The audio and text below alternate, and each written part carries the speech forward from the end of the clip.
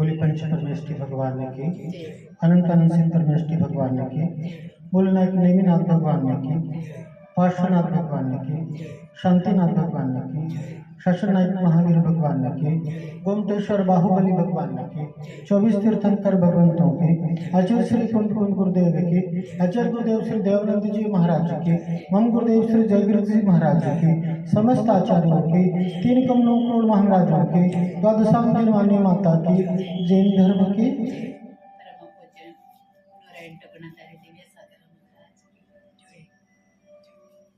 हमसे भी कल से इस विषय पर विचार कर रहे हैं कि हमारे जीवन में ये जो विविधताएं देखी जाती है या इस जगत की जो विलक्षणताएं हैं, जो विभिन्नताएं हैं, उसके पीछे कारण क्या है। कोई ज्ञानी होता है, कोई अज्ञानी देखा जाता है, कोई धनवान होता है, कोई निर्धन देखा जाता है, कोई स्वस्थ होता है, कोई अस्वस्थ होता है, कोई रूपवान होता है, कोई कुरूप होता है, कोई पंडित होता है, कोई नीच कुल का होता है, कोई चमार होता है, कोई राजा होता है, कोई रंक होता है। किसी का धंधा बहुत अच्छा चलते चलते एकदम नुकसान लग जाता है, अच्छी खासी स्वस्थता बनी रहती है और वो अस्वस्थ हो जाता है। ये सारे भेद आखिर डाल कौन रहा है? आखिर ये जो विभिन्नताएं हैं, इसको कौन चलाता है? तो इस निष्कर्ष पर निकलते हैं ज्यादातर लोगों की मान्यता है या धारणा है कि इस जगत को बनाने वाला कोई ईश्वर है। जब ये सारे जो विभिन्नताएं डालता है, वो डालने वाला कौन है? ईश्वर। ईश्वर ने इस संसार को बनाया, इस दुनिया को बनाया और वही इस जगत को व्यवस्थित करता है, संचालित करता है और इस संसार को मिटाने में भी वही सहायक है। लेकिन जब इन सारी बातों के पीछे हम ईश्वर को कारण मानेंगे, ईश्वर इस संसार को बनाने वाला है और मिटाने वाला है और वही इस संसार को व्यवस्थित करता है, मेंटेन करता है,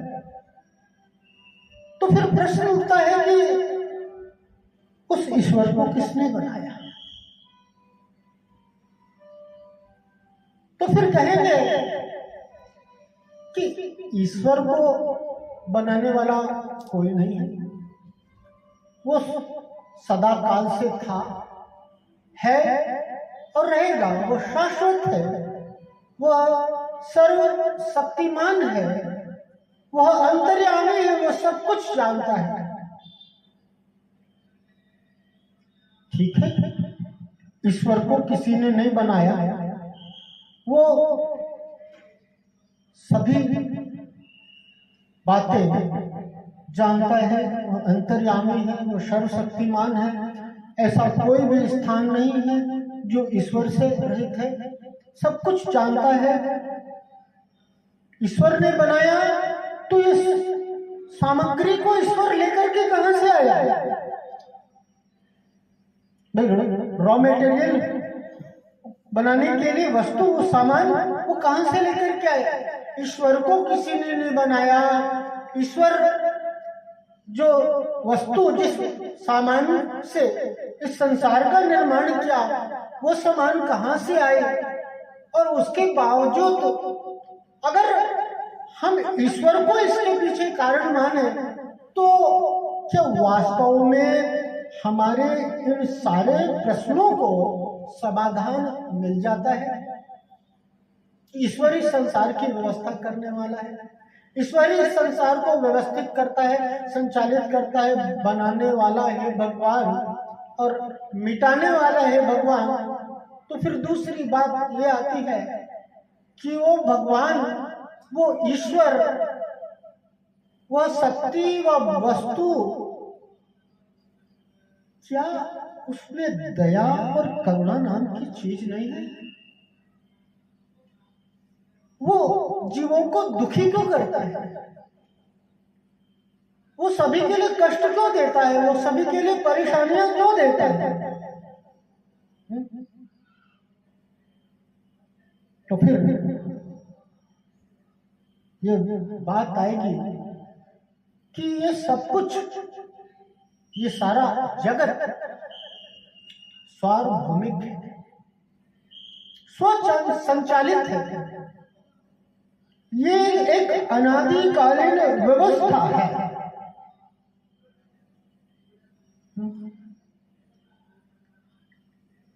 और हमारे जीवन में,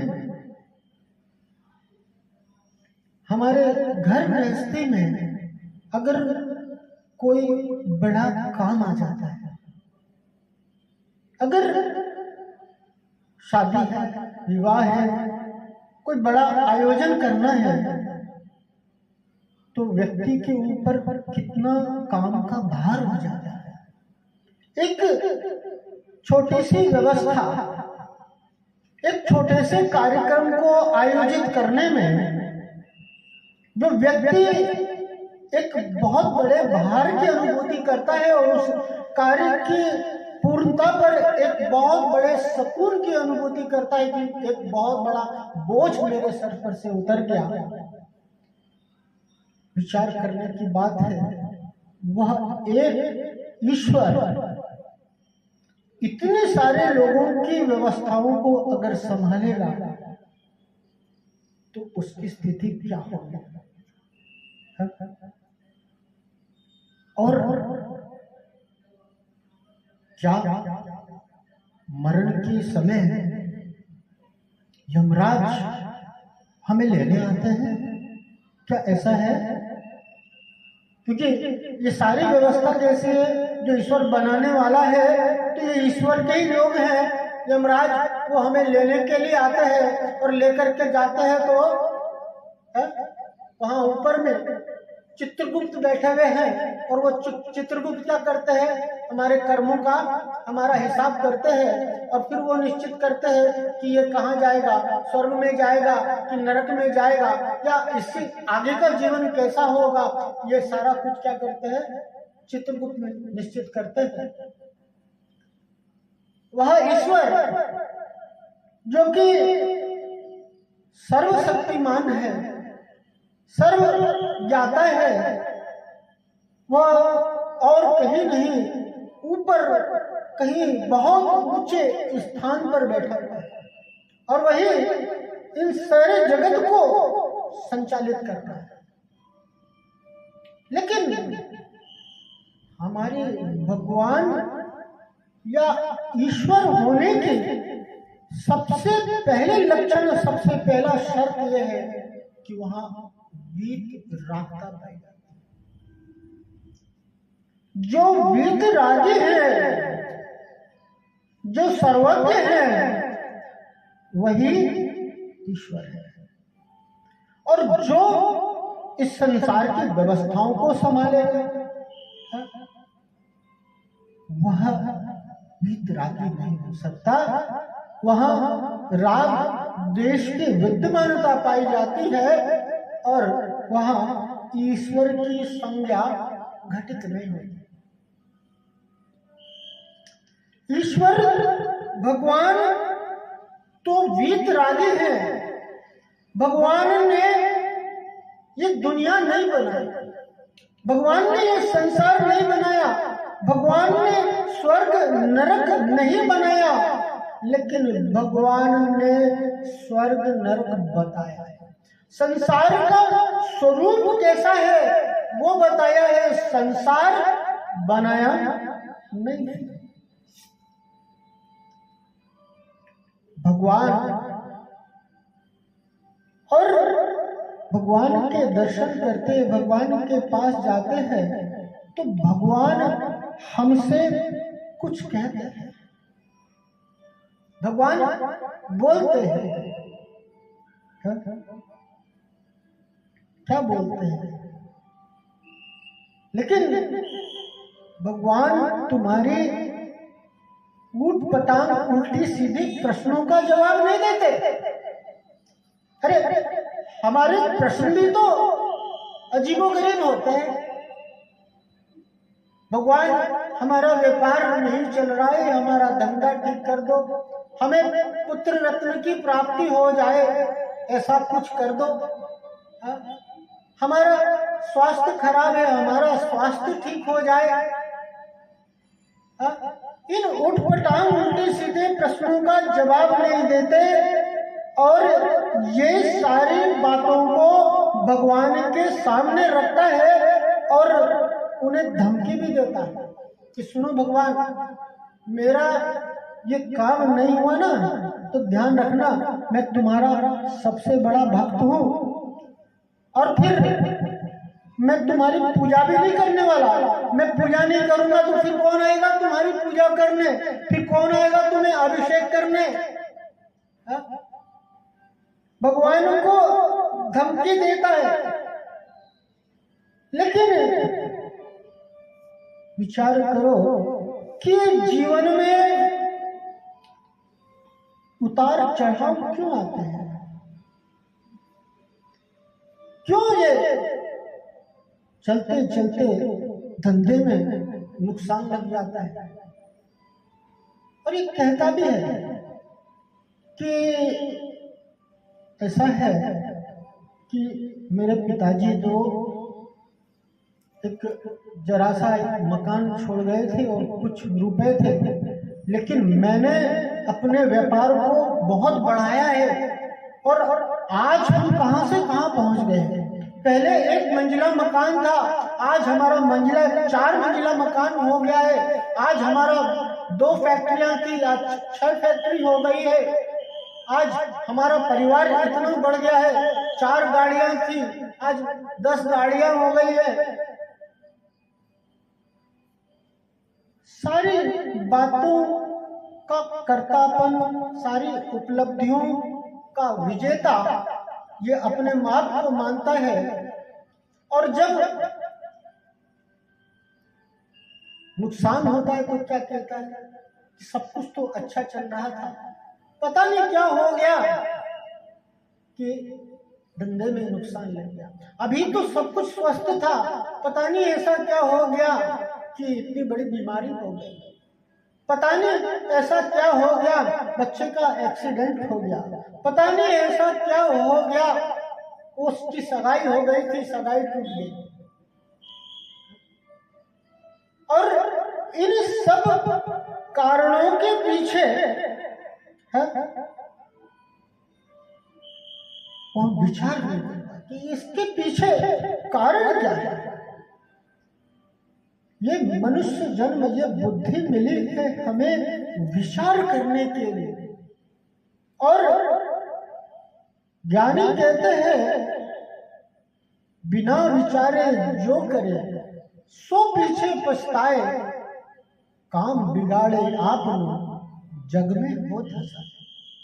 अगर विचार नहीं करेगा, अगर इसकी गहराइयों में जाने का प्रयास नहीं करेगा, अगर इनके पीछे के समाधान को नहीं ढूंढेगा तो इसकी दशा सुधरने वाली आगे और दुर्दशा नहीं हो।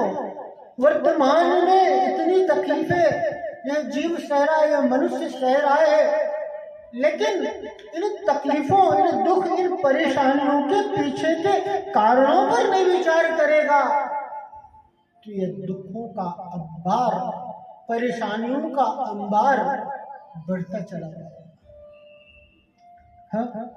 यही वक्त है, यही वक्त है संभलने का, यही वक्त है विचारने का। क्या आपने सपने देखे? सपने देखता है ना व्यक्ति, और क्या वे सपने पूरे हो पाते हैं? क्या आपने जीवन में कभी सोचा था कि आपका जन्म कारकल में होगा? क्या आपने सोचा था कि आपको ये परिवार मिलेगा? क्या आपने सोचा था कि आप ये बिजनेस करोगे? क्या आपने सोचा था कि आपके संबंध इनसे होगा? क्या आपने सोचा था कि मैं यह वस्तु ले पाऊंगा? आप जैसा सोचते हो वैसा होता नहीं। आपके सपनों को सफलता मिलती नहीं। और जब ये नुकसान होता है, जब ये जीवन में असफल होता है, तो सारी बातें किस पर डाल देता है? भगवान पर डाल देता है कि हे भगवान, तूने ऐसा क्यों किया? ये भगवान से नाराज हो जाता है। लेकिन वास्तव में भगवान क्या करते हैं? वो भगवान का स्वरूप क्या है और जो कुछ भी होता है वो क्यों होता है, ये विचार करने की जरूरत है। इसके पीछे वास्तव में जिम्मेदार कौन है? ये जीवन में जो सारी विविधताएं, जीवन में जो सारे उलट पलट उठा पटक हो रही है, इसके पीछे का कारण कौन है? इसके पीछे जिम्मेदार कौन है? जब भी कोई बात होती है, इसकी उंगली दूसरे के ऊपर उठती है, कहता है कि उसने कर दिया, उसके कारण ऐसा हो गया, अगर ऐसा नहीं होता तो ऐसा हो जाता। व्यक्ति को, परिस्थिति को जिम्मेदार ठहराता है। लेकिन जैन दर्शन, जैन धर्म एक नई सोच देता है, एक सही सोच देता है कि ये जो परिस्थितियां हैं ये तुम्हारे बस में है। परिस्थितियां तुम्हारे बस में नहीं है, ये विचार तुम्हारे हाथ में है। तुम्हारे हाथ में परिस्थिति नहीं है, संभावनाएं कैसी होंगी वो तुम्हारे बस में नहीं है। तुम जो चाहो वो वैसा हो, ये तुम्हारे अधीन नहीं है। लेकिन परिस्थितियों के अनुकूल मनस्थिति तुम्हारी हो जाए, ये तुम्हारे बस में है। ये जैन धर्म, ये जिनेंद्र देव हमारे लिए ऐसी परिस्थिति से जूझने का या ऐसी परिस्थिति के समाधान का उपाय बताते हैं। ये मंदिर में भगवान की मुद्रा हमें क्या कहती है? भगवान मंदिर में भगवान को देखो कैसे बैठे हैं भगवान, हाथ पे हाथ धर के बैठे हुए, क्यों बैठे हैं भगवान? कैसे बैठे? कहीं भी आप देखोगे मंदिर में, जितने मंदिरों की, इतनी प्रतिमाओं के दर्शन किए होंगे आपने, कहीं भी ऐसी भगवान की प्रतिमा बता दो जहां पर प्रतिमा है सो आशीर्वाद देते हुए मिलेगी। जहां भी देखोगे वो प्रतिमा कैसी है?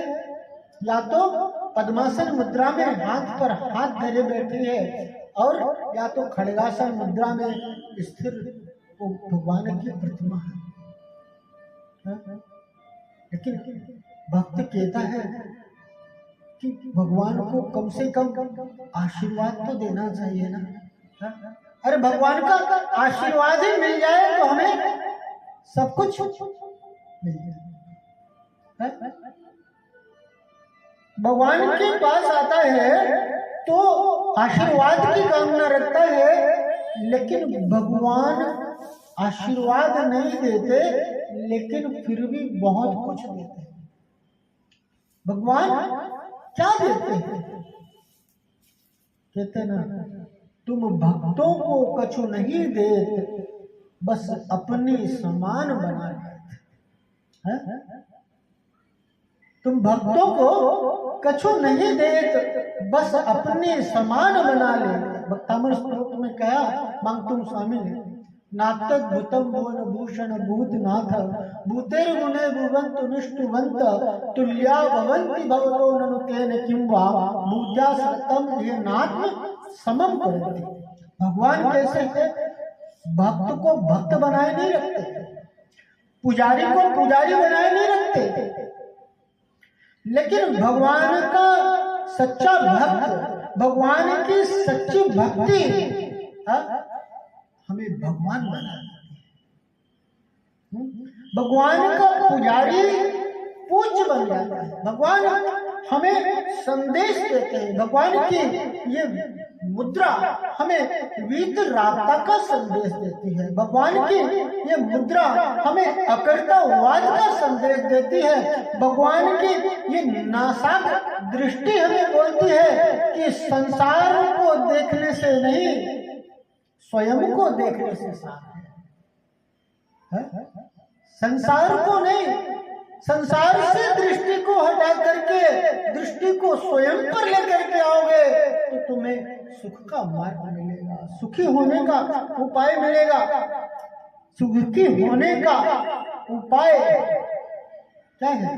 भगवान कैसे है? भगवान के ऊपर वस्त्र का एक धागा नहीं है और वह अपरिग्रह ही हमें सुखी होने का संदेश देता है। सुख नहीं विषय भोगों में है, तुमको लखिए ज्ञान हो। हमारे भगवान कैसे बन गए? भगवान की प्रतिमा कभी बनते हुए देखे ना? देखिए गोमटेश्वर बाहुबली, श्रवण बेलगोला में भगवान बाहुबली का, गोमटेश्वर बाहुबली की प्रतिमा का निर्माण हुआ। चामुंड राय ने बनवाया। कैसे बनवाया? उस शिल्पी ने क्या किया? उस पत्थर में कुछ जोड़ा क्या? नहीं, पत्थर में से निकाला। क्या निकाला? जो अतिरिक्त था, जो अनावश्यक था, वह निकालता गया तो भगवान प्रकट हो गए। हमारे भगवान जोड़ने से नहीं बने हैं, हमारे भगवान छोड़ने से बने हैं। ये जैन दर्शन, ये जैन धर्म जोड़ने का मार्ग नहीं बताता, ये जैन दर्शन छोड़ने का मार्ग बताता है। सुख मुक्ति छोड़ने से मिलती है, मुक्ति त्याग से मिलती है। मुक्ति का कारण क्या है? त्याग है। मुक्ति का कारण विसर्जन है, मुक्ति का कारण छोड़ना है, ग्रहण नहीं है।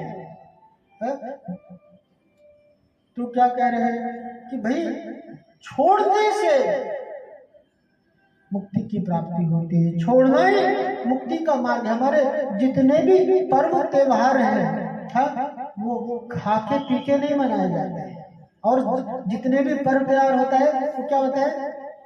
खाके पी के मनाते हैं, पूरा मौज मस्ती करके मनाते हैं। लेकिन हमारे यहाँ क्या होता है? परमिशन के 10 दिन कैसा होता है? उपवास रखते हैं, रस का त्याग करते हैं, सात्विकता से हमारे पर्व को मनाया जाता है। तो भगवान ने क्या मुक्ति का मार्ग बताया? फैलने का नहीं, अंदर समेटने का मार्ग है। स्वयं में सिमटने से अपना उत्थान होने वाला है। स्वयं में समाने से अपना जीवन ऊंचा होने वाला है। भगवान क्या कहते हैं? एक बार क्या हुआ, भक्त भगवान के पास पहुंचा और भगवान भक्त से क्या कहते हैं? क्यों मुझे रोज रोज परेशान करते हो? क्योंकि ये जब भी जाता है तो क्या कहता है? भगवान मुझसे क्या हो गया? तप्पाई को पाप हो गया, भगवान मेरे पाप को काट दो, या भगवान मेरे ये काम सिद्ध कर दो। तो भगवान क्या कहते हैं? क्यों रोज रोज मुझे परेशान करते हो? ये बार बार कहता है मैं सुधर जाऊंगा, कहते तो हो लेकिन सुधरते नहीं हो। क्यों पीते हो इतनी मोह की मदिरा? क्यों पीते हो इतना मोह का शराब? भगवान हमें संदेश देते हैं, भगवान हमें ये कहते हैं कि तुम ये संकल्प कर लो, जो निगोद में ही है तुझ में, सो ही तुझ में, सो ही मोक्ष है। जो जीवत्व शक्ति निगोद गति में है वही तुझ में है, और जो शक्ति, जो गुण सिद्ध भगवान में है वो भी तुम में है। हमारे भगवान का स्वरूप क्या बताया कि भगवान कैसे है। ये जैन दर्शन बहुत अद्भुत दर्शन है, बहुत विलक्षण दर्शन है। हमारा ये जैन दर्शन हमारे जीवन में जो जितने ये विविधताएं हैं, जितने ही प्रश्न हमारे मन में सारे उठ रहे हैं, जितने भी इन समस्याओं हैं, उनका समाधान हमें तभी मिलेगा जब हम जिनेंद्र देव के साथ साथ जिनेंद्र देव की मानेंगे। उनकी वाणी को सुनने के साथ साथ उनकी वाणी को गुणना भी होगा। तत्व विचार कहते ना, तत्व के बारे में जितना विचार करेंगे तो हमें समाधान की प्राप्ति होगी। ये विचार करने की बात है कि मुझ में और प्रभु में कोई भेद नहीं है। प्रभु के पूर्व भवों को अगर हम देखेंगे तो पाएंगे कि प्रभु भी तो वैसे ही थे जैसा मैं आज। भूतकाल प्रभु आपका, वैसा ही मेरा वर्तमान है। पार्श्वनाथ भगवान मरुभूति के भाव में थे ना, हमारे जैसे तो मनुष्य थे। और महावीर भगवान 10 भाव पूर्व सिंह के पर्याय थे। तो वो पशु होकर के परमात्मा बन सकते हैं, तो हमें भी नर से नारायण होने का मार्ग बताते हैं। हमें भी नर से नारायण बनने का मार्ग बताते हैं। वो पूछ वाला होकर के परमेश्वर बन सकता है, तो हम मूछ वाले होकर के क्या परमेश्वर नहीं बन सकते हैं? हमारे लिए ये जैन धर्म मिला, ये जैन दर्शन मिला, ये मनुष्य भाव मिला, और ये सारी जो विशेषताएं हमें प्राप्त हुई है, ये विशेषताएं हमें विचार करने के लिए मिली है कि ये सारा संसार वास्तव में कौन चलाता है हमारे जीवन में। ये जो सारी विविधताएं देखी जा रही है, अनुकूलताएं प्रतिकूलताएं होती है, ये सारी जो घटनाएं अपने जीवन में घटित होती है, इसके पीछे का कारण क्या है, तो तब विचार पूर्वक हम अपने समाधान को पाएंगे। विषय बहुत लंबा है और कुछ लोग होते हैं जो बहुत ही अल्प में समझ जाते हैं, कुछ लोग होते हैं जिनके लिए बहुत विस्तार की जरूरत होती है। मैं ऐसा मानता हूँ कि हमारे लिए विस्तार की जरूरत है। आगे और विस्तार से इस संबंध में जानेंगे। ज़्यादा हमारे लिए आकुलता, ज़्यादा जल्दबाजी करने की जरूरत नहीं है। धीरे धीरे हम अपने प्रश्नों के उत्तर को तलाशेंगे और एक निश्चित हल को, समाधान को प्राप्त होंगे। इसी मंगल भावना के साथ कि हमें सभी के लिए सद्बुद्धि की प्राप्ति हो। हमारा ये जैन कुल, जैन धर्म, मनुष्य जन्म पाना हमारे इन जीवन को, इस जीवन को एक नया आयाम दे, एक ऐसे लक्ष्य की प्राप्ति कराए जिसके बाद जीवन में कुछ प्राप्त करना शेष न हो। इसी मंगल भावना के साथ यहीं तक बलि पंच परमेष्टि भगवान की, अनंत अनंत से परमेष्टि भगवान की, नेमिनाथ भगवान की, शांतिनाथ भगवान की, पार्श्वनाथ भगवान की, शशनाग महावीर भगवान की, गोमटेश्वर बाहुबली भगवान की, 24 तीर्थंकर भगवंतों की, आचार्य श्री कुलकुल गुरुदेव के, आचार्य गुरुदेव श्री देवानंद जी महाराज जी के, मम गुरुदेव श्री जयकीर्ति जी महाराज जी के, समस्त आचार्यों की, 3 करोड़ 9 करोड़ महाराजों की, द्वादशाम जनवानी माता की, जैन धर्म की